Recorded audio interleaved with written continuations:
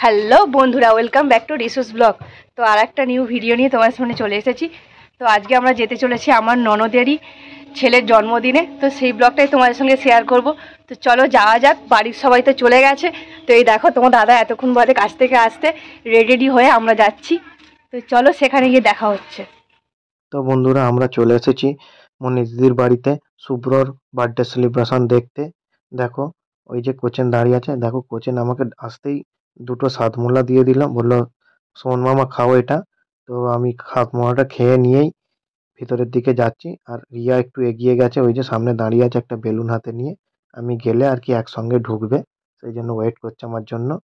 আর এইদিকে দেখো আমাদের শুভ্রর ছোট মামা আর হচ্ছে জামাইবাবু দাঁড়িয়ে আছে, খাবার পরিবেশনা করছে, কোনটা পরে যাবে, একটা বড় দায়িত্ব নিয়ে দাঁড়িয়ে আছে। তো তারপরে আমরা ভিতর দিকে যাচ্ছি, এই যে। আর এখানে শুভ্রর বড় মামা দাঁড়িয়ে আছে। আর এই জায়গাটা উঠোনটাতে খাওয়া দাওয়া চলছে। তো আমরা একটু লেটেই গিয়েছিলাম, তো খাওয়া দাওয়াটা চলছে দেখলাম। আর ওইখানে শুভ্রর বার্থডে সেলিব্রেশন হয়েছে। তারপরে আমরা সোজা উপরে চলে এলাম। এদিকে আমার মেয়ে আগে থেকেই এসে ওপরে বেলুন নিয়ে খেলতে ব্যস্ত। এই যে বন্ধুরা, এইটাই আমাদের বার্থডে বয়। সবাই ভাই বার্থডে বয়কে উইশ করে দাও। কততম বার্থডে বলে দাও। কততম বার্থডে? 10 বছর হয়ে গেল চলো।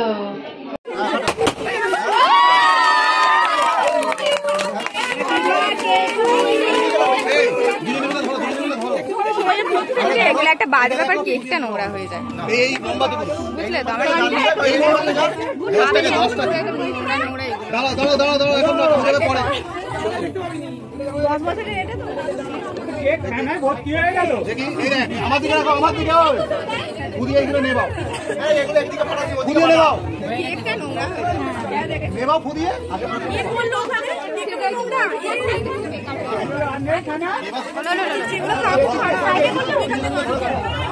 সব মাথাগুলো আলাদা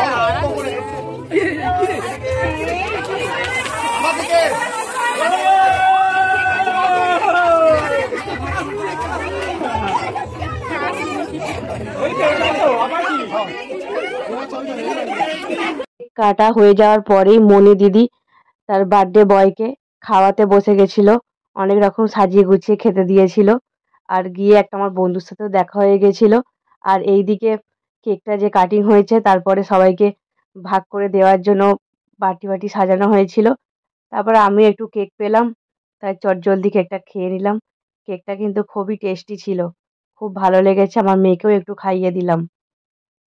তারপরেই বাইরে চলছিল বাদ্যের গান। তো আমার মেয়ে আর একটা ছোট্ট পুচকি মেয়ে দুজনেই বেশ খুব আনন্দের সঙ্গে নাচ করছিল।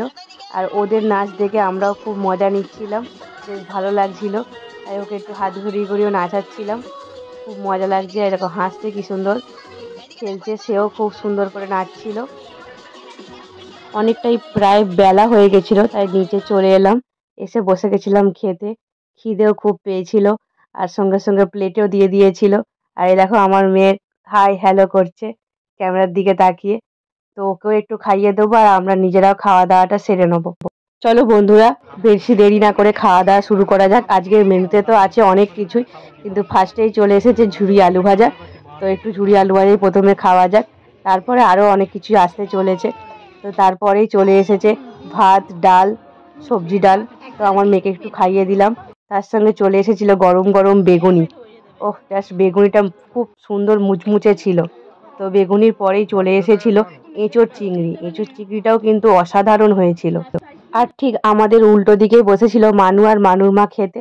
তো তারাও বেশ জমিয়ে খাওয়া দাওয়া করছিল। আর আমরা তো মানুষ সাথে প্রচণ্ড ইয়ার্কিও করছিলাম, দেখো একটু একটু করে টুকুস টুকুস করে কেমন খাচ্ছে। আর আমার মেয়েটাও টুকটাক অল্প অল্প খাচ্ছিল। আর তার ঠিক পরেই চলে এসেছিল চিকেন কষা, আর একটু ভাতও নিয়েছিলাম।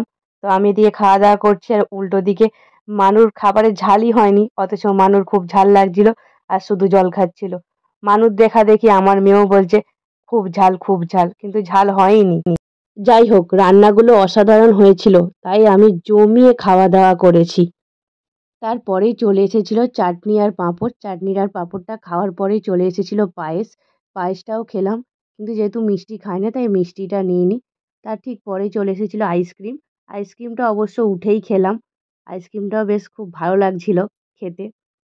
খাওয়া দাওয়া কমপ্লিট করার পর একটু ঘোরাঘুরি করে নেওয়ার পরে আমরা সোজা চলে এলাম বাড়ি।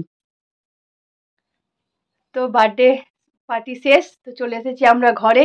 আজকের ব্লগটা এখানেই শেষ করলাম। নেক্সট কোনো ব্লগে আবার তোমাদের সঙ্গে দেখা হচ্ছে। টাটা, ভালো থেকো, সবাই সুস্থ থেকো।